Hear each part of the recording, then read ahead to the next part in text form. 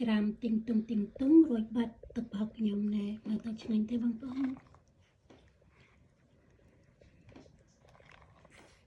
ធ្វើយ៉ាងច្រើនទុកដាក់ទូទុកញ៉ាំ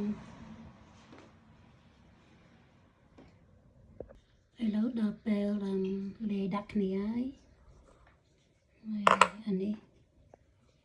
ម្សៅស៊ុបស្ករហើយនឹងប៊ីចេង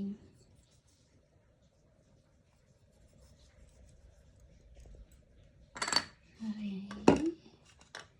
អានេះទឹកក្រូចស្មាថ្ងៃនេះចាំផលល្វល់ទៀតហើយ